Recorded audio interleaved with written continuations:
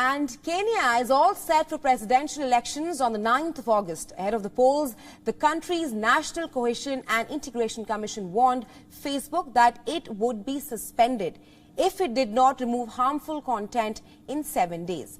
Social media in Kenya has been in problem with misinformation and calls for violence. Kenya has a history of violence around elections. Over 1,200 people died and around 600,000 were displaced after the violence that followed the 2007 elections.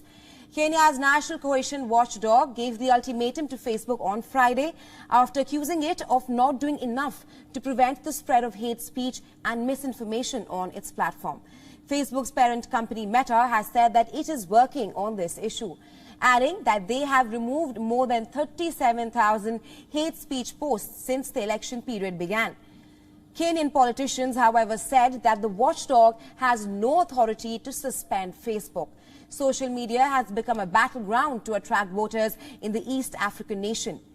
Facebook has grown rapidly in Kenya from around 8 million users in 2019 to around 12 million users in 2022.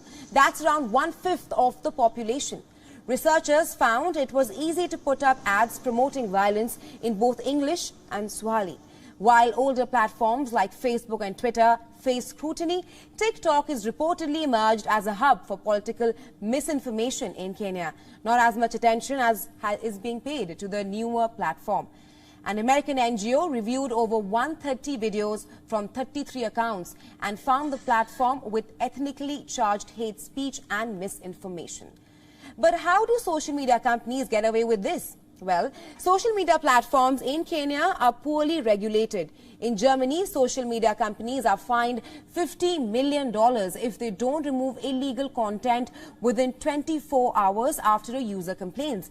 However, there are no such laws present in Kenya that forces social media to enforce content moderation. There are many examples of the lax moderation. Execution videos by the Al-Shabaab terrorist group have spread on Facebook. Videos by prominent terrorists have had thousands of views before being removed. Some terror attacks have been reportedly planned using Facebook itself. TikTok does not share the number of moderators it has in Kenya. A whistleblower said that she would watch videos in languages she did not understand and to determine whether they violated TikTok policy based on the visuals alone. TikTok recently announced that they have dedicated a team in Kenya to safeguard the platform during the upcoming elections. This is not the first time that TikTok has been accused of influencing elections. It was heavily used in the Philippines to aid the campaign of President Ferdinand Bongbong Marcos Jr. His father was a brutal dictator who declared martial law in 1972. During his reign, the family was accused of stealing between $5 to $10 billion from the public.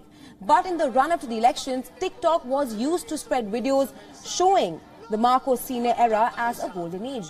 Videos were also spread saying martial law was never declared. Facebook has been accused of letting Russian propagandas influence the 2016 US presidential elections. While the platform has been more vigilant in the US since then, other countries continue to use the platform to manipulate their voters. Politics on social media looks like it's here to stay. Irish politicians are already amassing a following on the TikTok app ahead of the 2025 polls. As social media continues to grow, so too will misinformation and hate speech during the elections.